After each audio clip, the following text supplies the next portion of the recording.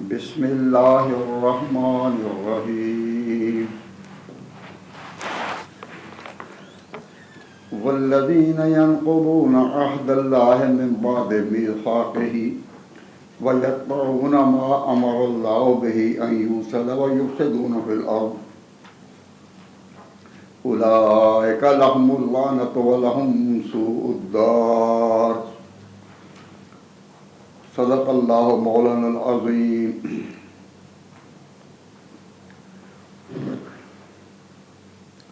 اللہ تبارک و تعالیٰ جل شانہ نے پہلے اہل جنت کا ذکر فرمایا تھا، جو پچھلی دفعہ کچھ بیان ہو گیا۔ اس کے بعد اللہ تبارک و تعالیٰ اس کے برعکس ان لوگوں کا تذکرہ کرتے ہیں کہ جن پر اللہ تبارک و تعالیٰ کی لعنت برسی۔ ارشاد ہوتا ہے کہ جنتی جب جنت میں داخل ہوں گے یدخلون علیہم من کل باب، تو ان کو تو کہا جائے گا سلام علیکم بما صبرتم، کہ سلامتی ہو تم پر بما صبرتم، بدلے اس کے کہ تم نے صبر کیا، سو خوب ملا عاقبت کا گھر، یعنی انجام آخرت کا اچھا ہے۔ والذین ینقضون عہد اللہ، اور جو لوگ توڑتے ہیں عہد اللہ کا، من بعد میثاقہ، باندھنے کے بعد، وہ میثاق توڑتے ہیں۔ وَيَقْطَعُونَ مَا أَمَرَ اللَّهُ بِهِ أَن يُوصَلَ، اور قطع کرتے ہیں اس چیز کو جس کو فرمایا اللہ تعالیٰ نے جوڑنا، یا جن چیزوں کو، جس عہد کو اللہ تبارک و تعالیٰ جل شانہ نے فرمایا کہ اس کو جوڑ رکھا جائے، جیسے رحمی رشتے، ایک رحم سے جو آگے رشتے چلے، ان کے بارے میں فرمان الہی ہے کہ ان کو جوڑ کر چلو اور جوڑنے کی سعی کرو۔ تو جن کو اللہ تبارک و تعالیٰ نے جوڑنے کو حکم دیا وہ اس کو توڑتے ہیں۔ وَيُفْسِدُونَ فِي الْأَرْضِ، اور زمین میں وہ فساد کرتے ہیں، یعنی ان کو توڑنے سے زمین میں فساد ہوگا اور ان رشتوں کو جوڑنے سے زمین میں امن ہوگا۔ تو جو لوگ اللہ تبارک و تعالیٰ سے جو عہد باندھا ہوا ہے اس کو توڑتے ہیں اور قطع کرتے ہیں اس سلسلے کو جس کو اللہ نے جوڑنا بتایا، وَيُفْسِدُونَ فِي الْأَرْضِ، اور زمین میں فساد کرتے ہیں، اولئک لہم اللعنۃ ولہم سوء الدار، وہ ہیں کہ جن پر جو خدا کی رحمت سے دور پھینک دیے گئے، ولہم سوء الدار، اور یہ ان کے لیے بڑا برا ٹھکانہ ہے۔ یعنی دنیا کے اعتبار سے اللہ تبارک و تعالیٰ جل شانہ نے جو رزق اور دولت کی تقسیم کر رکھی ہے، اس کو دیکھ کر اور دنیا کی بہار کو دیکھ کر اور پیسے کے کاروبار کو دیکھ کر تم یہ فیصلہ نہ کرنا کہ یہ اللہ تبارک و تعالیٰ جل شانہ میں ہاں ان کی کچھ قبولیت ہے، اس واسطے اللہ تبارک و تعالیٰ جل شانہ نے ان کو یہ مقام دیا، یہ گمان تم نہ کرنا۔ کیوں؟ اللہ یبسط الرزق لمن یشاء ویقدر، اللہ تعالیٰ روزی کو کشادہ کرتا ہے، رزق کو کشادہ کرتا ہے، لمن یشاء، جس کے لیے چاہے، ویقدر، اور تنگ کرتا ہے جس کو چاہے۔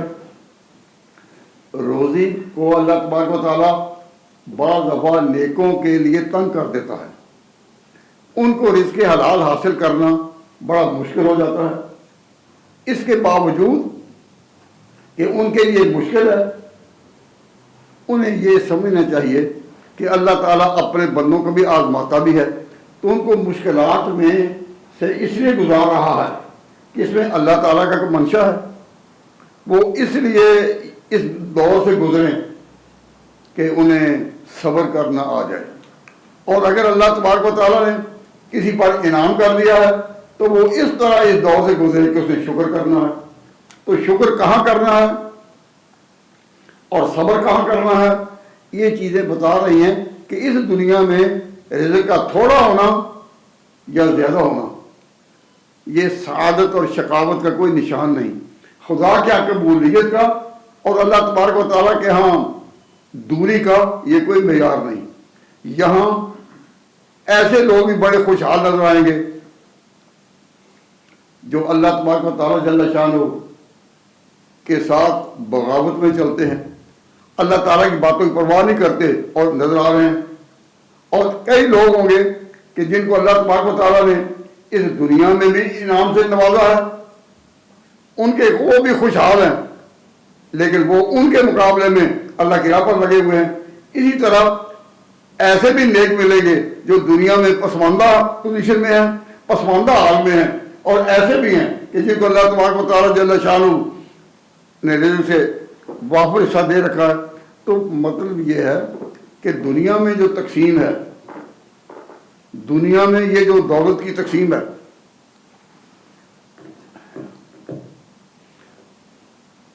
دنیا میں یہ جو دولت کی تقسیم ہے، اس کو دیکھ کر اپنے ذہن میں معیار قائم نہ کرنا کہ حق اور باطل کے فیصلے، سعادت اور شقاوت کے فیصلے اس دنیا میں بھی ہوتے ہیں، نہیں. تو یہ دولت کی تقسیم جو ہے تھوڑی یا زیادہ، یہ دنیا میں کیا پتہ دیتی ہے؟ یہ دنیا میں یہ پتہ دیتی ہے کہ آگے ایک اور بھی دنیا ہے، جہان ہے، جس جہان کی تیاری کے لیے صبر اور شکر کے مار کے اس دنیا میں لگائے گئے. اگر اگلا جہان کوئی نہ ہوتا تو پھر دنیا میں جو معیار ہے وہ آپ کے سامنے ایک پیسہ کن شکل میں آتا. وہ جب ایک پیسہ کن شکل میں نہیں آ رہا تو معلوم ہوا کہ ایک جہان آگے بھی ہے،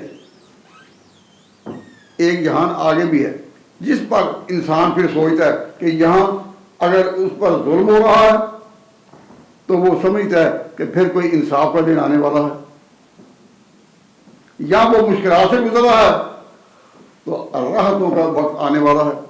اور اگر وہ راحتوں سے گزر رہا ہے تو یہ اس کا امتحان ہے کہ اللہ تعالیٰ کی نعمتوں کا وہ اللہ کی سمجھتا ہے اور شکر کی مدد سے گزرتا ہے یا نہیں گزرتا. تو یہ دنیا کا یہ جو نشیب و فراز ہے، دنیا میں جو یہ ہر طرف یہ نقشہ ہے، گو ظلمتوں کے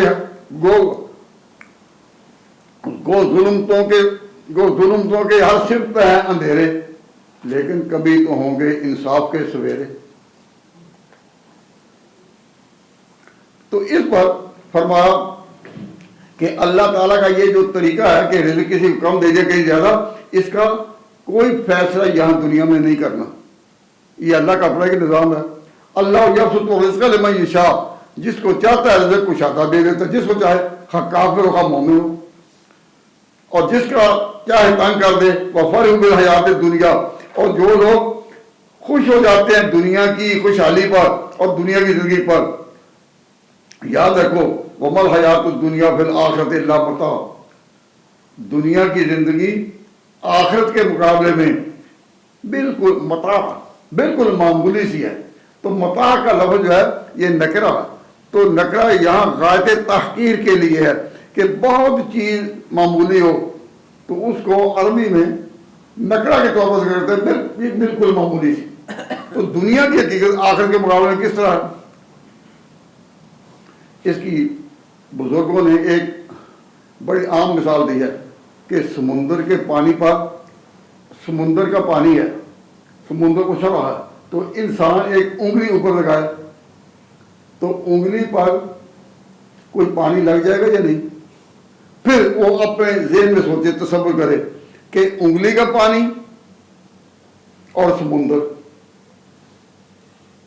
کوئی نسبت ہے؟ وہ بھی پانی ہے، وہ بھی پانی ہے، اور وہ بھی سمندر کا پانی ہے.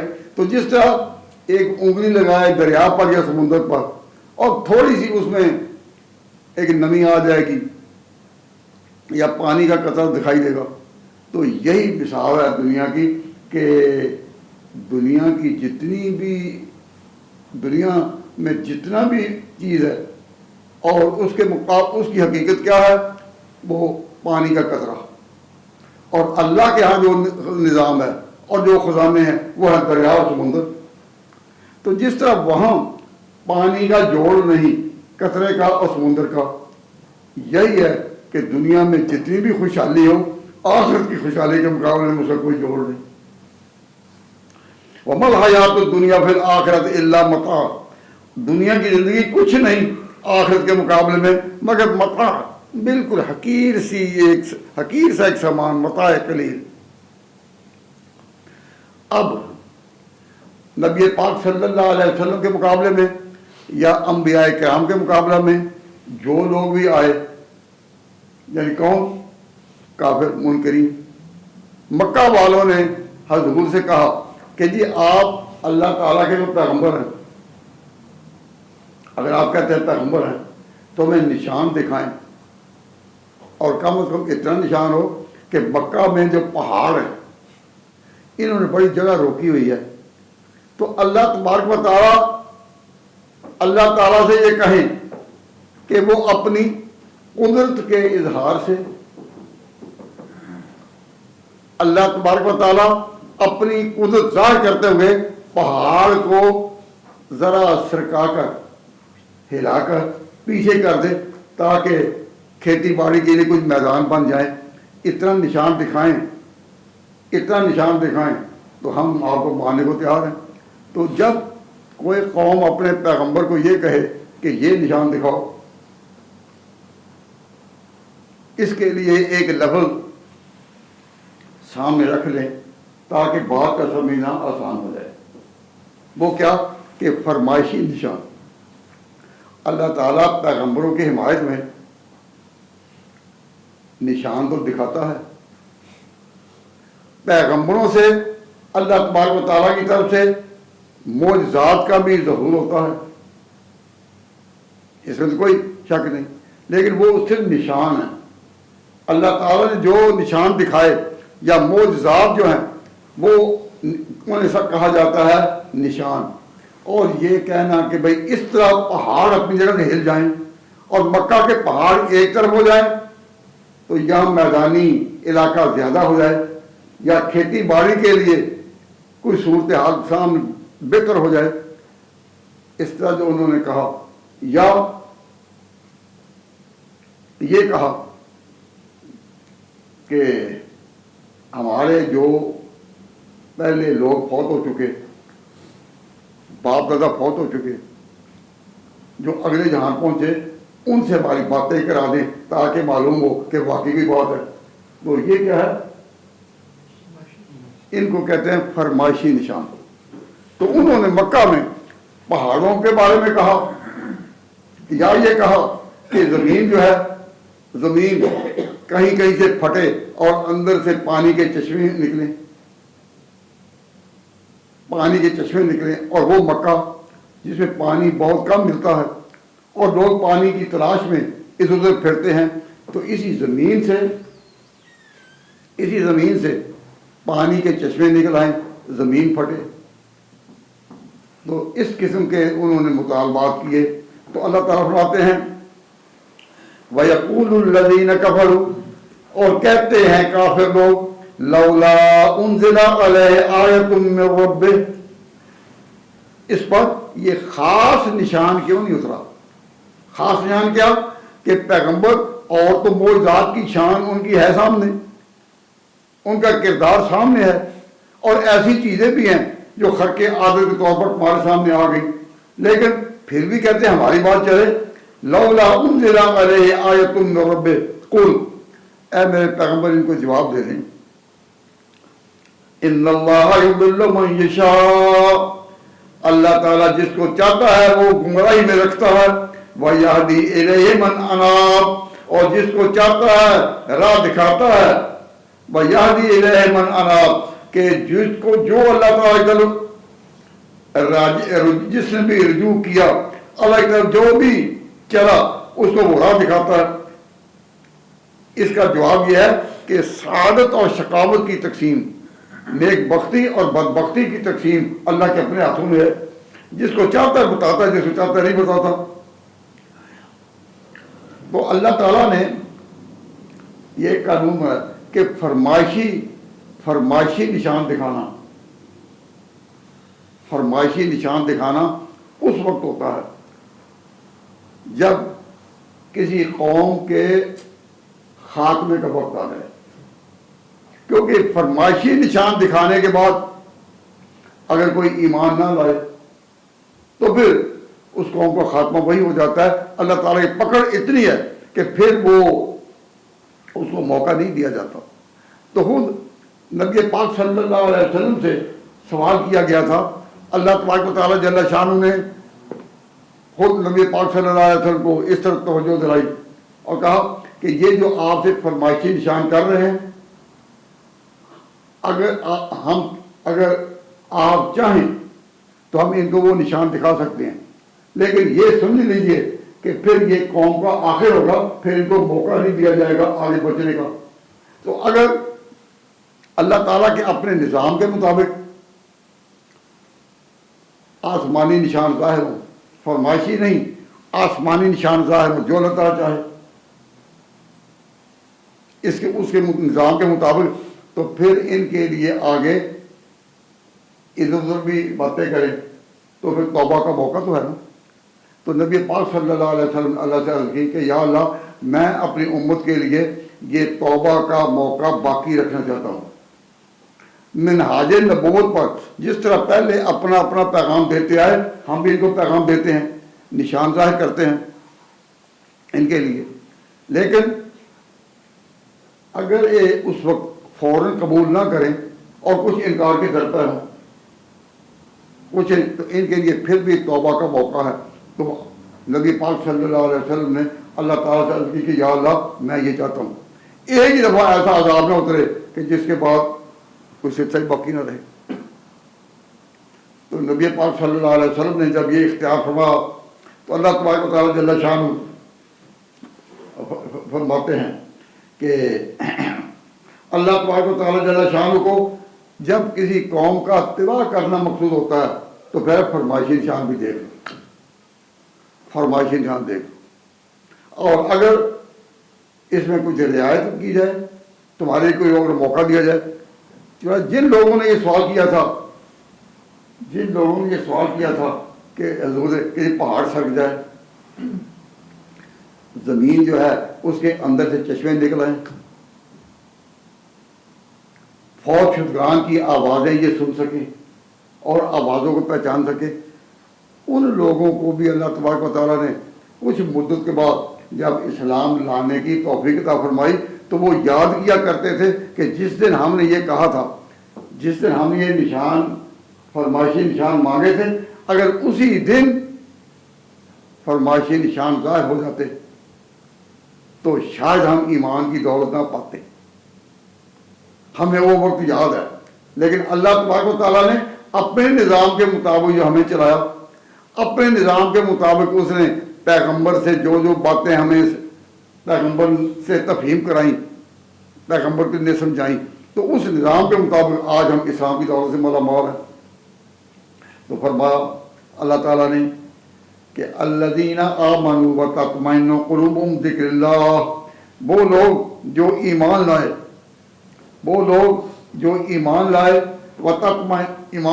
وتطمئن قلوبهم بذکر اللہ، اور مومن پاتے ہیں اپنے دل میں، مومن پاتے ہیں دل میں اللہ کی یاد، یعنی ایمان لانے کے بعد اللہ کی طرف دھیان بڑھ جاتا ہے، اور پھر اللہ کی یاد اور اللہ کا دھیان اور اللہ کی طرف توجہ ہے، یہ دولت مل گئی تو ایک اندر نور روشن ہو گیا۔ یاد رکھو الا بذکر اللہ تطمئن القلوب، سن لو دلوں کو اطمینان ملتا ہے اللہ کی یاد سے ہی۔ الذین آمنوا وعملوا الصالحات، اور جو لوگ ایمان لائے اور انہوں نے نیک کام کیے، طوبی لہم، ان کے لیے خوشحالی ہے، وہ حسن و مآب، اور اچھا ٹھکانہ ہے۔ تو اس میں یہ بات یاد رکھیے کہ اللہ تبارک و تعالیٰ جل شانہ نے جس طرح اپنی طرف رجوع کرنے والوں کو کامیابی کے بارے میں بتایا کہ جو میری طرف رجوع کرتے ہیں میں کامیابی تک پہنچاتا ہوں. تو اللہ کی طرف سے کامیابی ملتی ہے کہ پہلے اس کی بنیاد ہو اسے رجوع کرنا، اس طرح تم لگ جاؤ. تو اللہ تبارک و تعالیٰ جل شانہ نے ارشاد فرمایا کذالک ارسلناک فی امۃ قد خلت من قبلہا، کہ یہ جو آپ کے سامنے جو امت ہے یا آپ کے سامنے جو لوگ ہیں ان سے پہلے بھی تو امتیں گزری ہیں نا، ان امتوں کی طرف دھیان کر لو. کذالک اسی طرح آپ کو بھیجا ہم نے ایک امت میں کہ گزر چکی ہیں اسے پہلے بہت سی امتیں، لتتلو علیہم تاکہ تو سناوے ان کو الذی اوحینا الیک جو حکم ہم نے تجھے بھیجا، وہم یکفرون بالرحمن اور وہ منکر ہوتے ہیں رحمان سے. وہ اس طرح کی باتیں کرتے تھے، اس طرح کی باتیں کہ جب کہا کہ اللہ کو یاد کر ومر رحمان، قرآن پاک میں جب ان کو خدا کا نام لیا جائے الرحمان تو ومر رحمان کہ رحمان کیا ہوتا ہے. جس طرح لوگ آزادانہ دین کے بارے میں باتیں کرتے ہیں وہ اس قسم کی باتیں کرتے ہیں. کل اے پیغمبر انہیں کہہ دے ہوا ربی، رحمان کے بارے میں پوچھو کہ رحمان کیا ہوتا ہے. وہ ہے رب میرا، لا الہ الا ہو، کسی کی بندگی نہیں اس کے سوا، علیہ توکل تو میں نے بھروسہ کیا اسی پر، وَإِلَيْهِ مَتَابٌ اور اس کی طرف آتا رجوع سے. تو اللہ تبارک و تعالیٰ جل شانہ نے فرمایا اب ایک ذرا بنیادی بات، انہوں نے جو پہلے کہا تھا کہ پہاڑ اپنی جگہ سے ہل جائیں، مکہ کے پہاڑ اپنی جگہ سے ہل جائیں تو ہم مانیں گے. اس کا نام میں نے آپ کے سامنے ذکر کیا فرمائشی نشان. تو پہلا نشان کیا تھا کہ پہاڑ اپنی جگہ سے ہل جائے. اب پورے تاریخ کے آئینہ میں، تاریخ کے شیشہ میں اگر آپ دیکھیں تو کیا وہ لوگ جو ضد میں حضور کے مقابلے میں پہاڑ تھے، پہاڑ وہ اپنے مقام سے ہلے یا نہیں؟ مثلا نبی پاک صلی اللہ علیہ وسلم اور مسلمانوں کے سامنے بدر کے میدان میں اس طرف تو حضور تھے، اپنی امت کے آقا اور پیشوا تھے، لیکن دوسرے مقابلے میں کون تھا؟ جنگ معرکہ بدر جو ہوا اس میں مسلمانوں کے پیشوا تو حضور تھے. اب جو مقابلے میں آئے مشرکین، ان کا لیڈر، ان کا کمانڈر، ان کا فوجی رہنما جو تھے سب کو اکٹھا کیا اور ان سے مقابلہ کیا. وہ کون تھا؟ وہ تھا ابو سفیان. تو آپ اندازہ کریں کہ وہ شخص کس قدر ضد میں اور قوت میں، ہوشیاری میں، دانائی میں اور جز بندی میں کتنا آگے ہوگا کہ جو حضور کے مقابلے میں، بلکہ یوں سمجھے خدا کے مقابلے میں میدان بدر میں آیا. تو اپنی جگہ وہ گمراہی کا پہاڑ تھا یا نہیں؟ پھر اون کا مارکا ہوا تو پھر وہی لیڈر ہے سامنے، وہی بنو امیہ میں بڑا لوگوں کو اکٹھا کر کے پھر وہی لایا. پھر اس کے بعد احزاب کا موقع آیا تو پھر اسی نے اکٹھے کیے. تو وہ اپنی جگہ پہاڑ تھا یا نہیں؟ پہاڑ تھا. اور پھر اللہ تبارک و تعالیٰ نے جو انہوں نے کہا تھا پہاڑ اپنی جگہ سے ہلیں، تو تم ان پہاڑوں کے آگے تم یہ ہلیں، ان کے ہلنے سے کیا ہوگا؟ ہم نے وہ پہاڑ اپنی جگہ سے ہلا دیے جو کفر کے، ضد کے، حضور کی مخالفت کے اور قرآن پاک کے انکار کے لیے پہاڑ کی طرح ڈٹے تھے اور میدانوں میں آتے تھے، جنگوں میں آتے تھے. ہم نے وہ ہلا دیے یا نہیں؟ یہ ابو سفیان جب فتح مکہ کے موقع پر ایمان لائے، اسلام لائے، تو اتنا بڑا آدمی جو ضد کا پہاڑ تھا اور جو حضور کے مقابلے میں سب آ رہا تھا، اس کو اپنی جگہ سے ہلا دیا. اور پھر اسی کے لوگ، اسی کے خاندان کے لوگ، وہی بنو امیہ جو ضد میں تھے، اللہ تبارک و تعالیٰ نے ان کو کس طرح استعمال کیا. مسلمان جو اسپین تک جا پہنچے یہ وہی تھے کہ جب خلافت بغداد پر عباسیوں کا قبضہ ہو گیا تو بنو امیہ کے جو لوگ تھے وہ دنیا میں پھیلنے کے لیے اپنے آپ کو خلافت بغداد سے بچا کر انہوں نے وہاں جا کر بنو امیہ کی خلافت کا ایک حصہ قائم کر لیا جسے اور عبد الرحمن اموی بنو امیہ میں تھا جس نے وہاں جا کر اپنی پوری صف بندی کی. گو یہ خلافت بغداد کے مختار نہ تھے لیکن وہاں انہوں نے آگے بڑھا, وہاں پہنچ کر پھر ان کے نگاہیں تھی جنوبی فرانس پر جانے کی. تو وہی لوگ جو حضور کے سامنے پہاڑ کی طرح تھے پھر کس طرح وہ آئے اسلام میں. اور حضرت معاویہ رضی اللہ تعالیٰ عنہ جنہوں نے کیسے روم کے اپنے شہر قسطنطینیہ پر حملہ کیا اور وہاں انہوں نے فتح پائی. امیر معاویہ یہ کون تھے؟ اسی ابو سفیان کے بیٹے تھے. تو جنہوں نے فرمائشی نشان طلب کیے تھے کہ اگر ہمیں فرمائشی نشان دیا جائے کہ پہاڑ میں ہل کے تو اللہ تعالیٰ نے پہاڑ ہلا کر رکھ لیا یہ نا. اور انہوں نے جو کہا تھا کہ جی یہ زمین جو ہے مکہ کی زمین یہ پھٹے اور اس وجہ سے پانی کے چشمے جو ہیں وہ نکلیں. تو اللہ تبارک و تعالیٰ جل شانہ نے انہی انسانوں میں ایسے لوگ بھی اٹھائے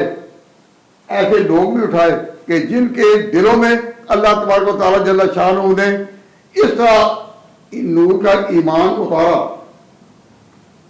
اس طرح ان کے دلوں میں نور کا ایمان کہ ان سے آگے علم کے چشمے کتنے ابھرے. اب تک قرآن پاک کے حقائق اور علوم جتنے دنیا میں پھیلے تو یہ کہاں اللہ تبارک و تعالیٰ جل شانہ نے اپنی رحمت کا پانی برسایا تو پھر وہ دل آگے چمکے کہ دنیا میں چھا گئے کہ انہوں نے جو کچھ کہا اور علم کو جس طرح انہوں نے پھیلایا دنیا کی کوئی قوم اور سارے بصیرت طبقہ انکار نہیں کر سکا. اور یہ بات اس میں یہ یاد رہے کہ اللہ تبارک و تعالیٰ جل شانہ نے یہ جو انہوں نے یہاں جب آیت کو سمجھنے کے ساتھ اس کو اچھی طرح سمجھا جا سکے گا کہ بنو آدم یعنی اولاد آدم کے دلوں کو پھاڑ کر ان کے دلوں کو پھاڑ کر اندر معرفت الہی کا نور اتارنا اور ایسا بیج پڑا کہ جس کے پھل پھر ساری دنیا نے کھائے. تو وہی جو فرمائش انہوں نے کی تھی اللہ تعالیٰ نے اس طرح پوری کی. تو یہاں ایک بات یاد رہے کہ قرآن کا لفظ جو ہے نا قرآن کریم میں جہاں بھی قرآن کا لفظ ہوتا ہے تو اس سے مراد ہوتی ہے یہی کتاب, لیکن وہاں لفظ قرآن نہیں القرآن. الف لام پرٹیکولائز کرتا ہے اس لفظ کو کہ قرآن سے مراد کیا ہے القرآن یہی کتاب. لیکن جہاں الف لام کے بغیر آئے صرف قرآن تو اس کا معنی ہے صرف کتاب جو پڑھی جائے. قرآن کا معنی ہے پڑھا جانا. تو صرف قرآن کہا جائے تو کوئی بھی کتاب جو پڑھی جا سکے اس کو کہتے ہیں قرآن. اور یہ جو قرآن نبی پاک پر اترا یہ ہے القرآن. جیسے الرحمن علم القرآن, الرحمن علم القرآن. اللہ تعالیٰ ہے جس نے قرآن سکھایا. تو یہاں القرآن سے مراد ہے یہی کتاب. اب یہاں اس آیت میں آگے لفظ آ رہا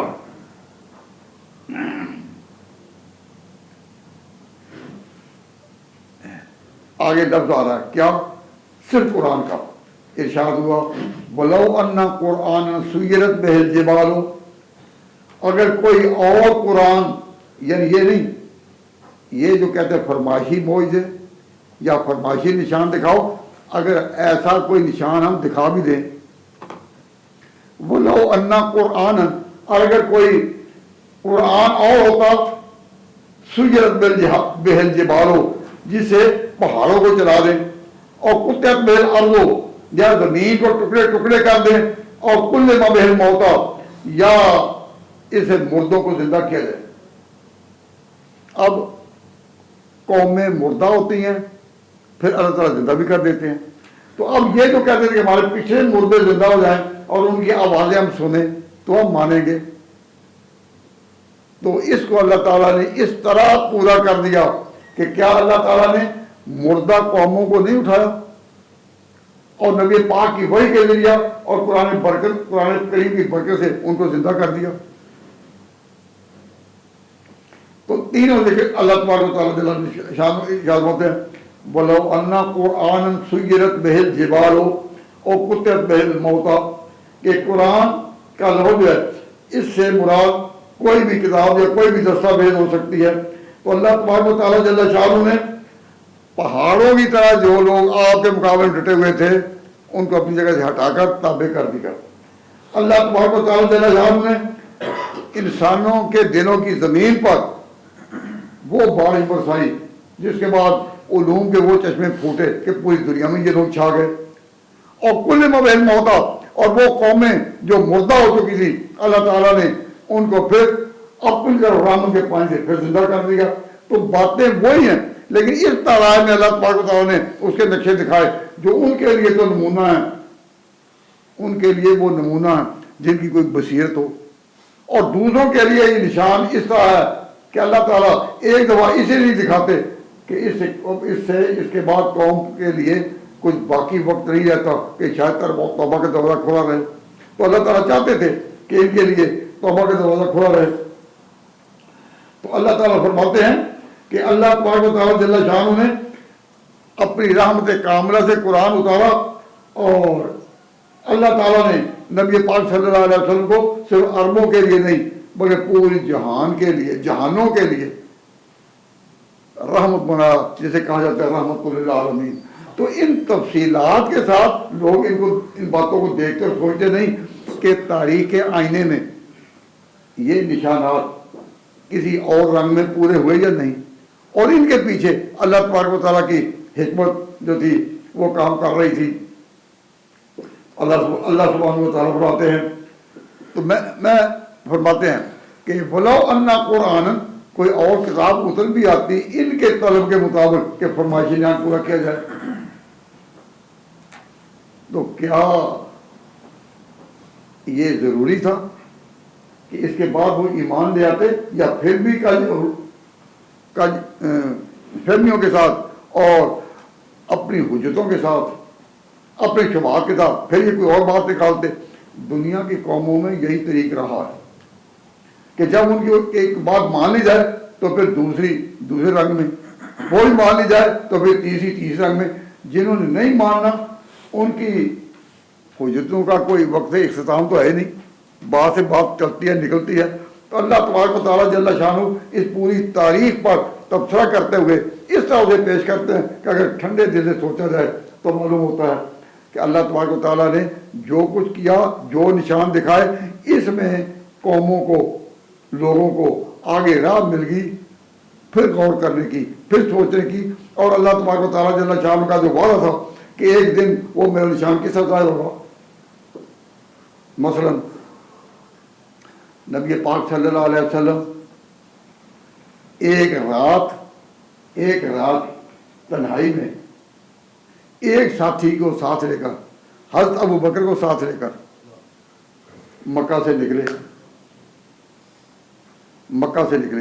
اور پھر 10 سال کے اندر اسی مکہ پر فاتحانہ شان کے ساتھ آ کر دکھائے یا نہیں؟ تو پھر سچائی کا سورج چمکا یا نہیں؟ اب آدمی انسان اگر یہ 10 سال کو سامنے رکھے، ابتدا کیا ہے؟ رات میں نکلنا، چھپا کر نکلنا، اور جو نکل رہا ہے اس کے پیچھے کوئی فوجی طاقت نہیں، لیکن 10 سال کے اندر پھر وہاں اسی مکہ میں فاتحانہ طور پر داخل ہونا، اس سے بڑا کوئی اور نشان ہوگا؟ اور درمیان میں مدت جو ہے وہ تقریباً 10 سال کے قریب ہوئی ہے۔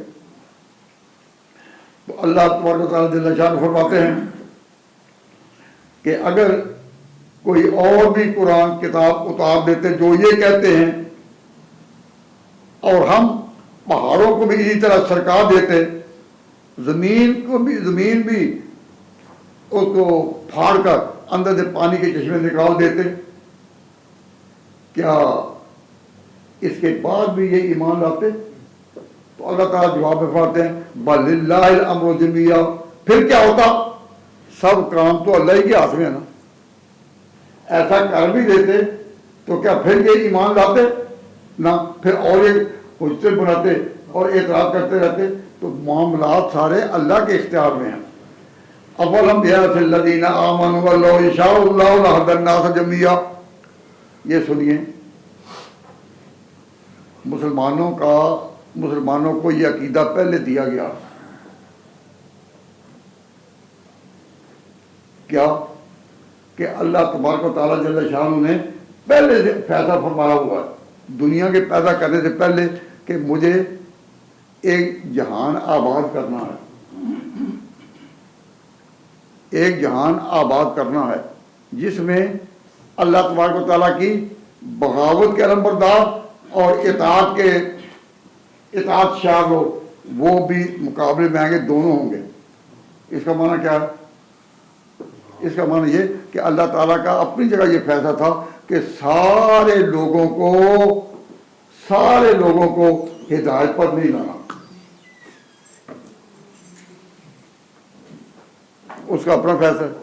تو اللہ تعالیٰ چاہتے اللہ تعالیٰ چاہتے تو سب لوگوں کو ہدایت دیتے، لیکن اللہ تعالیٰ قرآن پاک میں فرماتے ہیں وَلَٰكِنْ حَقَّ الْقَوْلُ مِنِّي، حق القول منی، میری طرف سے یہ بات پہلے سے طے ہے، لَأَمْلَأَنَّ جَهَنَّمَ، کہ جہنم بھی بننی ہے۔ جس طرح اسے جنت بنائی ہے تو جہنم بھی اسے بنائی ہے۔ تو انسانوں کی تقسیم تو دنیا میں رہے گی، یہ دو حصے رہیں گے، نیکوں کے اور بدوں کے، ظالموں کے بھی رہیں گے اور نیکوں کے بھی رہیں گے۔ تو اللہ تعالیٰ نے لائنیں بتا دی کہ یہ کام کرنے کے ہیں، یہ کام نہ کرنے کے ہیں،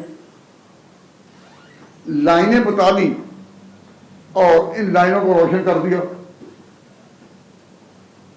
تو ارشاد فرماتے ہیں کہ جب ہماری طرف سے پہلے ہی بولو شاہ رب، تیرا پروردگار چاہتا تو سب کو پہلے ہدایت پر پیدا کرتا، سب کو نیک بناتا ہے، انسان نافرمانی پر قادر ہی نہ ہو سکے۔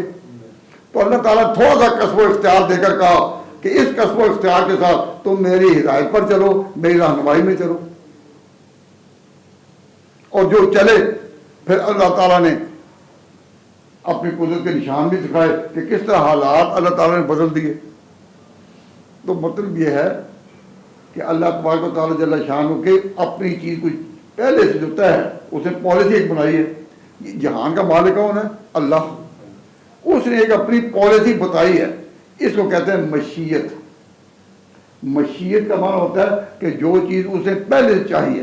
کیا کہ اللہ تعالیٰ نے آدم کو پیدا کرنے سے پہلے، ابھی آدم کو پیدا نہیں کیا تھا، تو اس سے پہلے اللہ تعالیٰ نے ابلیس بنایا ہوا، ابلیس پیدا کیا ہوا تھا، جنات میں سے تھا لیکن رہتا فرشتوں میں تھا۔ تو کیا آدم سے پہلے اللہ تعالیٰ نے ابلیس کو بنایا ہوا نہیں تھا؟ بنایا ہوا تھا۔ تو جب آدم کو اللہ تعالیٰ نے پیدا کیا کہ جو خدا کی نمائندگی میں وحی کے نور سے یا نبوت کے نور سے اللہ تعالیٰ کی مرضیات اور عدم مرضیات پر لوگوں کو مطلع کرے، تو اس کے مقابلے میں ٹکراؤ کے لیے اللہ نے اسے پہلے پیدا کر دیا، اسے ابلیس کو۔ تو یہ جو آدم اور ابلیس کی داستان ہے یہ خود بتاتی ہے کہ اللہ تعالیٰ کے ہاں یہ حکمت تھی، اس کی مشیت تھی، اسے پہلے چاہا تھا کہ دونوں سلسلے ہوں۔ جو اللہ تعالیٰ کی اطاعت کا سلسلہ ہے وہ چلے گا آدم سے، اور جو بغاوت اور مقابلے کا ہے اور ان کو اکسانے کا ہے وہ چلے گا شیطان سے، دونوں چلے گا۔ اللہ تبارک و تعالیٰ جل شانہ نے جب ارادہ کیا کہ ابراہیم کو دنیا میں خدا کی مرضیات اور عدم مرضیات پر مطلع کرنے کے لیے بھیجنا ہے، تو اس سے پہلے نمرود کو پیدا کیا۔ جب اللہ تعالیٰ نے فیصلہ کیا کہ موسیٰ دنیا میں خدا کے عنوان پر بات کرے گا، تو فرعون پہلے سے، فرعون اس سے پہلے سے اللہ تبارک و تعالیٰ نے پیدا کر دیا۔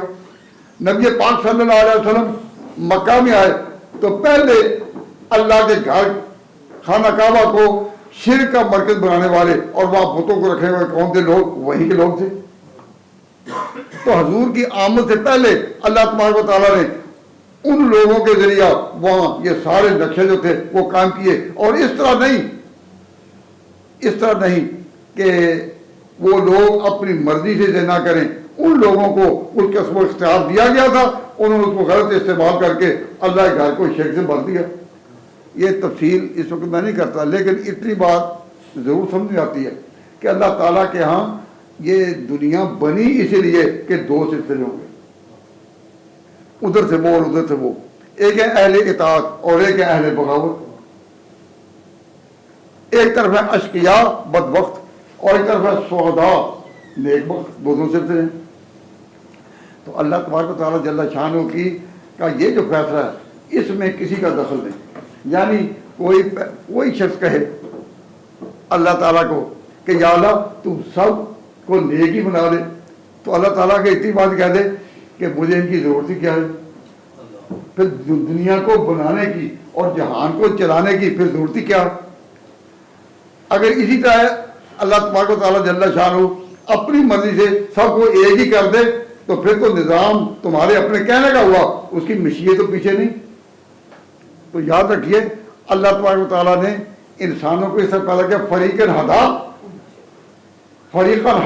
ایک فریق تو ہوا, ایک سیکشن آف دا پیپل جو ہے وہ ہوا اس لائن پر, اور فریقاً حق علیہم الضلالہ, اور ایک فریق ہوا کہ جس پر وہ لائن ہے. اے ذوق اس جہاں کو ہے زیب اختلاف سے. اس دنیا کی ساری رونقیں اس لیے ہیں کہ دونوں لائنیں چلیں. اور اگر انسان یہ کہے کہ دونوں لائنوں کی ضرورت کیا تھی, تو اس میں اپنی زبان چپ. کیوں؟ اس لیے کہ یہ جہان کس کا؟ خدا کا. یہ نظام کس کا؟ خدا کا. حکمت کس کی؟ خدا کی. تو اللہ تعالیٰ نے جو اپنی مرضی کرنی ہے اس کے لیے اسے جہان بنایا, اور اس کی رضا کیا ہے؟ اس کو کہتے ہیں اللہ کی مشیت.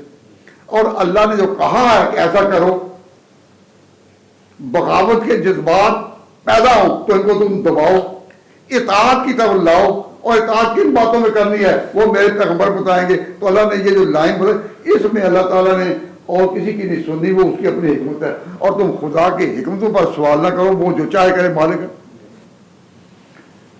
تو اللہ تبارک و تعالیٰ جل شانہ کی یہ مشیت ہے. تو ارشاد فرمایا کہ جب اللہ تعالیٰ کی یہ مشیت ہی ہے تو اس سے پہلے ہی یقین کرو کہ کچھ لوگوں نے انکار کرنا ہی کرنا ہے.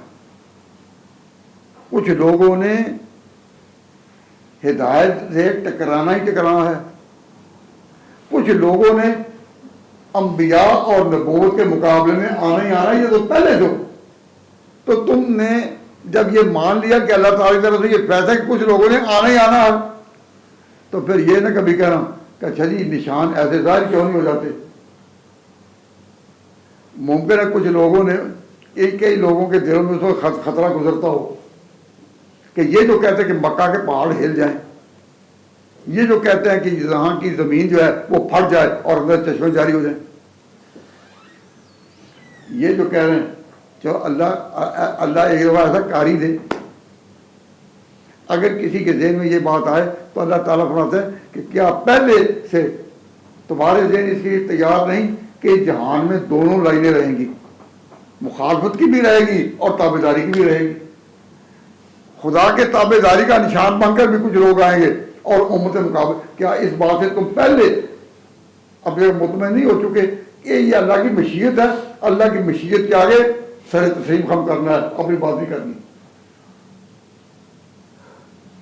اگر تم نے یہ اللہ کی مشیت کے آگے سر تسلیم خم کرنا ہے تو پھر تمہاری زبان سے یہ بات نہیں نکلنی چاہیے اچھا اللہ تعالیٰ ایک پہاڑ ایسا ہلا ہی دے. کیا پہلے انبیاء پر اللہ تعالیٰ نے فرمائشی نشان پورا کر کے ان کو یہ موقع نہیں دیا جن قوموں پر تباہی آئی؟ تو اللہ تعالیٰ فرماتے ہیں افلم یأس الذین آمنوا ان لو یشاء اللہ لہدی الناس جميعا. سو کیا پہلے تم اس سے مطمئن نہیں ہو پائے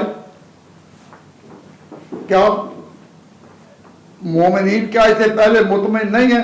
اللہ انشاءاللہ کہ اللہ تعالیٰ اگر چاہتا لہدى الناس جميعا تو سب کو ایک ہی راہ پر لگا دیتا ہے ہدایت پر، لیکن اس کا فیصلہ ہے ولا يزال الذين كفروا تصيبهم بما صنعوا قارعة أو تحل قريبا من دارهم حتى يأتي وعد الله إن الله لا يخلف الميعاد۔ ارشاد فرماتے ہیں ولا يزال الذين كفروا، اور برابر پہنچتا رہے گا منکروں کو ان کی کرتوتوں پر صدمہ۔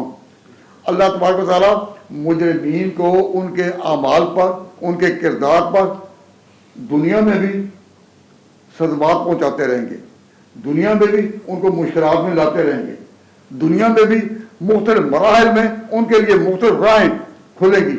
اللہ تعالیٰ نے ایسا موقع جو ہے وہ دینا ہے، یا ان پر کوئی صدمہ اترے یا ان کے گھر کے نزدیک حتیٰ یات وعد اللہ، حتیٰ کہ پھر وہ وقت آ جائے، پھر وہ وقت آ جائے جس میں اللہ تبارک و تعالیٰ نے یہ فیصلے سارے کرنے ہیں۔ ان اللہ لا یخلف المیعاد، بے شک اللہ تبارک و تعالیٰ اپنے وعدہ کا جو اسے بات کہی ہے اس کا خلاف نہیں کرتا۔ کفار مکہ فرمائشی نشانوں سے ماننے والے نہیں، یہ تو اس طرح کی باتیں ہیں کہ برابر کوئی نہ کوئی مصیبت اترتی رہے پھر ہی آتے رہے ٹھیک ہوئی۔ تو جنگوں میں بدر میں کیا ان پر مصیبتیں مشرکین پر نہیں اتری؟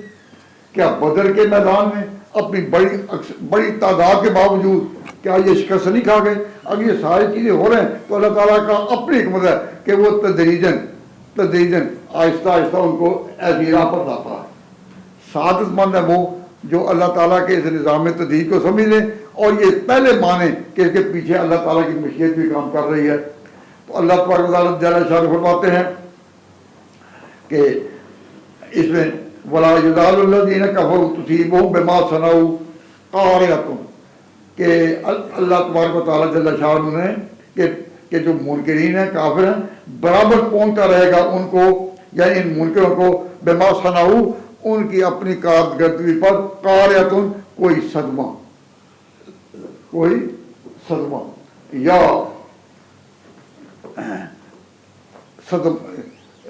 یا کوئی نہ کوئی، یا قارعۃ کا معنی صدمہ کا بھی کیا گیا ہے، اور یہ ایک ترجمہ اس کا کیا جاتا ہے دھڑکا، کہ دنیا میں اپنی زندگی کے حالات میں کچھ ایسے مواقع ہیں جس میں دھڑکا، تو اللہ تعالیٰ کبھی ان کو دھڑکا دکھا دیتا ہے، حالات میں کوئی دھڑکا آتا ہے یا کبھی کوئی صدمہ آتا ہے۔ اور تحل قریبا من دارہم، اور بعض نے اس کا معنی کیا ہے اور تحل قریبا من دارہم، کہ اے میرے محبوب وقت آئے گا کہ اللہ تبارک و تعالیٰ جل شانہ آپ کو ان کے قریب اتاریں گے۔ تحلوں میں حضور کو مخاطب کیا ہے، یہاں وہ نہیں، تفسیر کا موقع نہیں، میں اسی پر اس بات کو ختم کرتا ہوں کہ اللہ تعالیٰ کی باتوں کو، اس کی پالیسی کو، اس کے نظام حکمت کو سمجھنے کے لیے پہلے یہ جان لو، ایک ہے اللہ کی مشیت کہ جو اسے چاہا اس کے مطابق اسے اپنا نظام چلایا، اس مشیت کو ذہن میں رکھو تو آگے یہ سمجھنا آسان ہے کہ سب لوگ ایک ہی جگہ پر پیدا نہیں کیے گئے بلکہ اچھے برے کی تمیز ہے۔